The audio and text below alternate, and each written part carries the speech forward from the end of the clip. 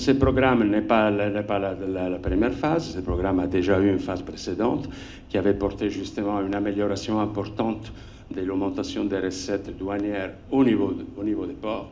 Je crois comprendre que c'est un trend qui continue malgré la crise économique. On continue sur des niveaux hauts de collecte dans les frontières maritimes.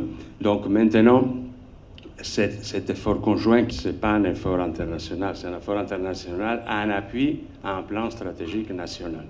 C'est le gouvernement haïtien qui met en œuvre ce programme avec de l'aide financière. Donc, accompagner l'AGD, l'administration des douanes, dans la mise en œuvre de son plan stratégique, renforcer les capacités humaines, techniques, institutionnelles, la digitalisation et la modernisation des procédures. Nous savons que c'est très important pour éviter les problèmes que la gestion manuelle porte. L'amélioration de la qualité, de la quantité des recettes fiscales, la lutte contre le commerce transfrontalier irrégulier et contre le contrebande de stupéfiants. Donc il y a toute une série de mesures qui ont été prises, qui vont dans la bonne direction.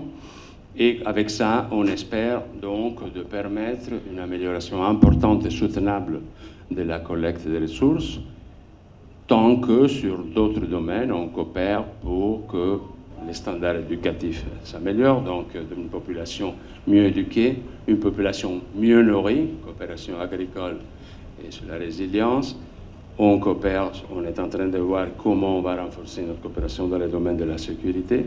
Donc c'est tout un effort qui se tient de plusieurs directions. Ce projet est stratégique, ce projet est très important et il est la base pour fournir de moyens à l'État pour fournir aux citoyens ce qu'ils attendent, qui est donc des services publics de qualité.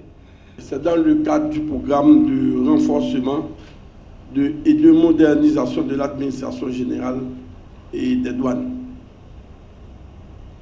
Et tout d'abord, je dois souligner l'importance de la coopération avec l'Union européenne. L'Union européenne n'accorde que des dons à Haïti.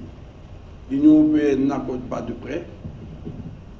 Et étant donné les caractéristiques d'Haïti, et l'Union européenne, c'est un important partenaire parce que l'Union européenne intervient au niveau des infrastructures routières.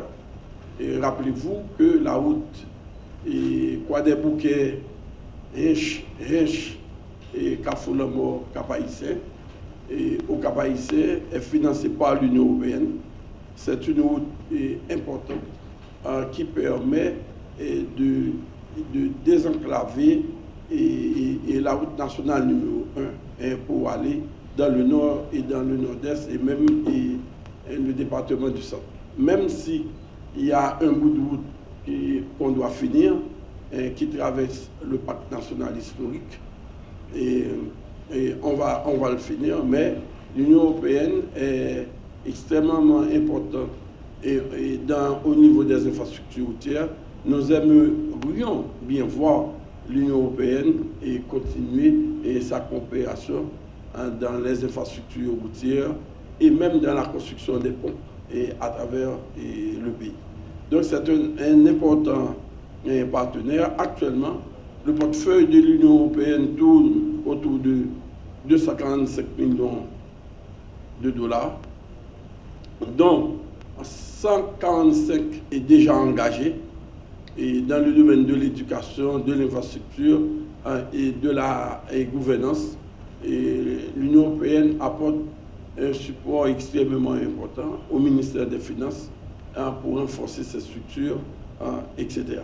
Donc, nous profitons pour remercier l'ambassadeur Gato pour tous les efforts consentis pour nous faire avoir pour le décaissement du dernier appui budgétaire. Ce projet n'est pas pour faciliter le commerce transfrontalier.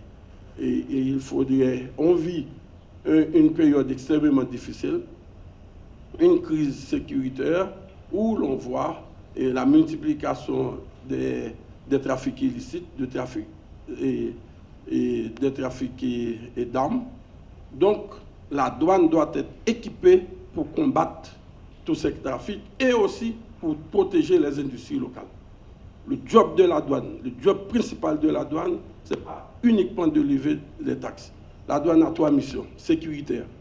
Donc, ce programme rentre dans le cadre de renforcement des capacités de la douane, de financer l'achat des scanners qui doivent être installés un peu partout sur la frontière et pour faciliter le travail de la douane. Il suffit simplement d'aller à la douane de Miragouane pour voir les difficultés que confronte un douanier pour faire son travail.